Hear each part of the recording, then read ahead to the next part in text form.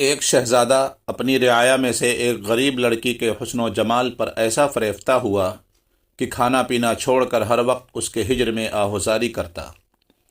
بادشاہ کو پتہ لگا تو نہایت رنج ہوا۔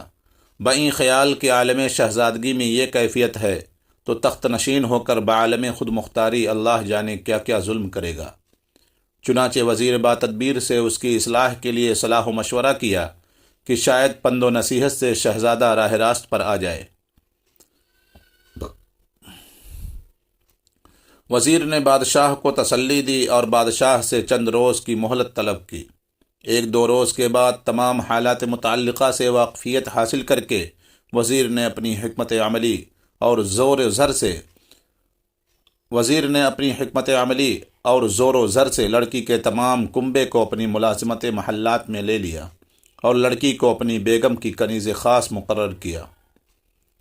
دو چار دن گزرنے کے بعد وزیر نے ایک حکیم سے مشورہ کر کے کنیز لڑکی کے کھانے میں کوئی سخت اسہال آور دوا ملا دی، جس کے نتیجہ میں لڑکی کو اس کثرت سے اسہال آئے کہ تمام مادہ اندرونی خارج ہو کر صرف ہڈی رہ گئی۔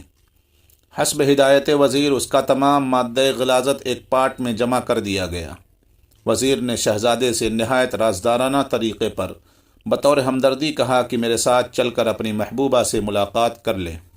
شہزادہ اس غیر متوقع کامیابی سے خوش ہو کر وزیر کے محلات میں گیا۔ وزیر نے بیمار لڑکی کو اس کے سامنے پیش کر دیا۔ شہزادہ نے رنجیدہ ہو کر کہا کہ آپ میرے ساتھ تمسخر کرتے ہیں جو ایسی مکروہ بد شکل بیمار اور کمزور لڑکی کو میری محبوبہ بتلاتے ہیں۔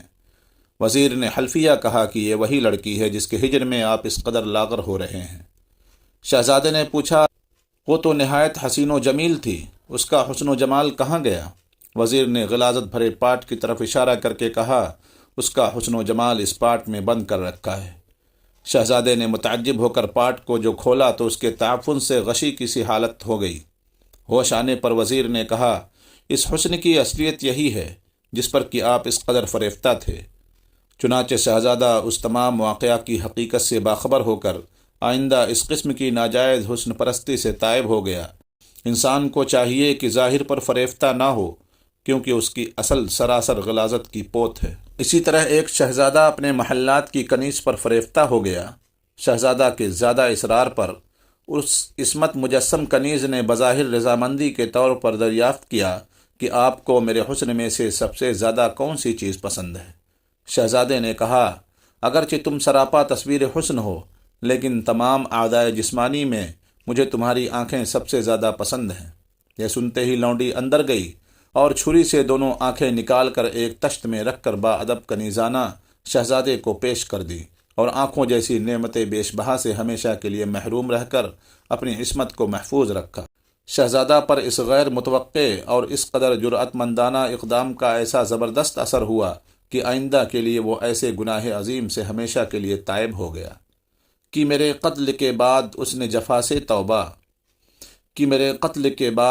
جفا سے توبہ، ہائے اس زود پشیماں کا پشیماں ہونا۔